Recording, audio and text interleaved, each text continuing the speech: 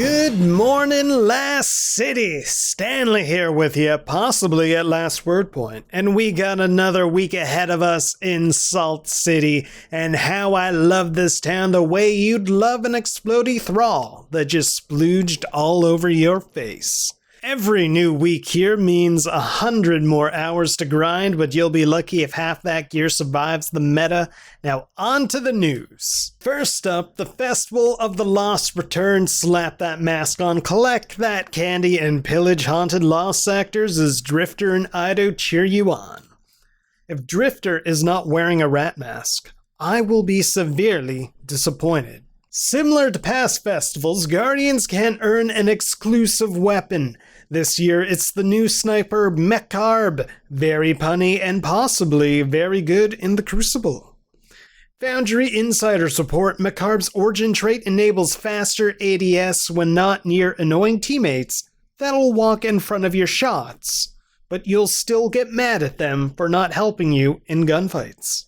Crucible junkies will be delighted to know Mekarb can also roll snapshot, opening shot. Will it pry the beloved self-aiming machine from your hands? Probably not, but it looks cool. With that out of the way, we have everyone's Death by Firing Squad Simulator, the Fallen Saber Nightfall. Sure, you can cheese the Warsat section like a scared little beta hunty, or you could fight the Fallen Horde and skiff cannons like a swole gigachat titan. But regardless of how you get inside, watch out for those line rifles and teleporting captains.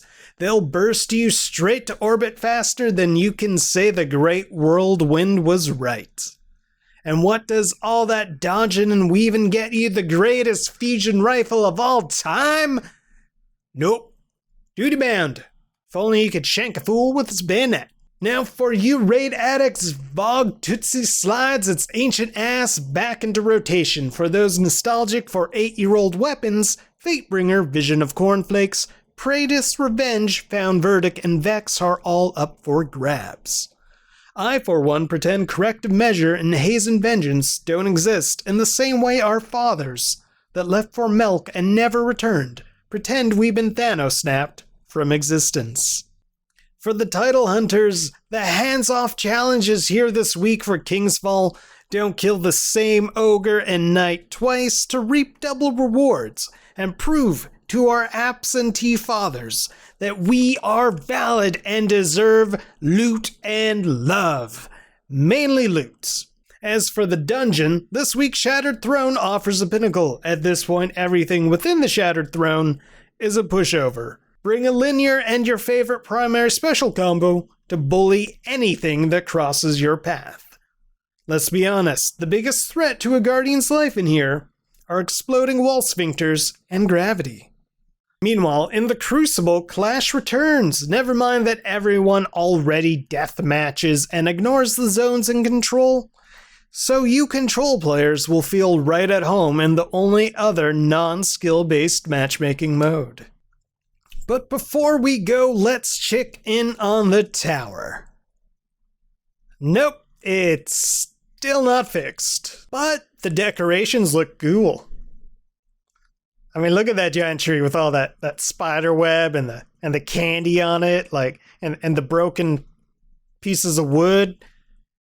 Honestly, how do you guys lug it up here every year? Or where in the tower do you store it? Is it Zavala's ass? Because it would explain that giant stick he has up there. Anyways, on to the weekly weapons that Banshee has in stock. We have Syncopation 53 with Frenzy, Outlaw, and High Cal. Might be decent if you're in dire need of a pulse rifle for PvE. Probably not going to be that useful in Crucible. But hey, desperate times. We also have the Statico 46, which has Rampage and Well-Rounded, which pretty decent combo for PvE. However, the rest of its perks are not worth talking about, and let's be honest, you already have a 180 that you love at this point, and probably do not need this. Banshee also has the annual Skate, with multi-kill clip, no distractions, and steady rounds, to make sure you don't flinch at the cost of not being able to hit a target at more than a B-stick of range. If you really need a hand cannon, well, you'd honestly be better off with the white one. So moving on to the Fuge 55, which doesn't know if it wants to be a Crucible or a Vanguard weapon, as it has moving target and 4th times the charm. We also have the Palmera B, which I'm pretty sure was here last week, maybe, but if it was, it's worse this time around with Frenzy and Ensemble. Who wants Frenzy on a rocket? Let's be honest. Come on now. You could do better. And if you still haven't gotten yourself a Taipan, you could probably do better than Fragile Focus Box Breathing. Hey, if you really... No, don't get this. Come on now. You're better than this. You're better than this. You deserve better. Now, the moment we've all been waiting for. The pay-to-win store! With armor that will improve your FPS, as it has RGB, and as we all know, RGB equals frame rates. And this is definitely not a copyright infringement on Mobile Suit Gundam, as this is Mobile Suit Gundam. Yeah, definitely different. Totally different. This is honestly when Mom says we have Mobile Suit Gundam at home. As for the shader, you have Basalt Toxic, which honestly doesn't look too bad. Doesn't look too bad. For those of you looking for a transmat effect to match the season, you can have reanimated entrance at... This does not at all look Zombie Fighter reanimating. It just looks like we got a bunch of green shit wrapped around us that... Like, what?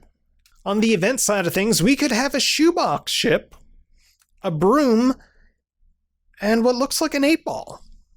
For those of you who want to go primal, but don't want to eat raw meats, then the old Robo armor is for you. Just look at that dinosaur. Look at it. There's nothing more primal than a dinosaur. And for those of you who totally want to not copyright infringe on Mobile Suit Gundam, you can drop 1,500 silver or 6,000 bright dust. I do not know who has those funds, but there's no answer. I don't know who has those funds. For those of you who want to show off what it feels like to shoot a trace rifle, then Buster Ray is for you.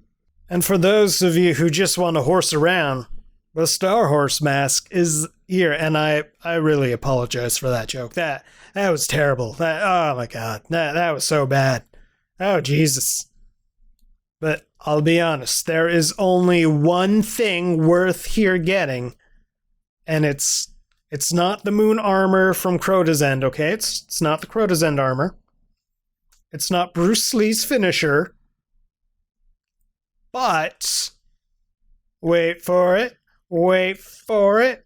We're waiting. We're waiting. It's this cute-ass looking cat on a broom. Come on. That is worth 800. Oh shit, that's worth 800? God damn, what are these prices? Do I look like I'm made of money? I'm not even monetized, Bungie. What the fuck? On the F2P side of things, for those of you looking to get your Oryx entrance on, you get a little bat wings when you fly in. For those of you who want to camp behind walls in style and annoy everyone to no end because there's no way to counter you on tiny maps and trials, then Pride Glass is for you because Mountaintop is silly and they really should not have buffed it.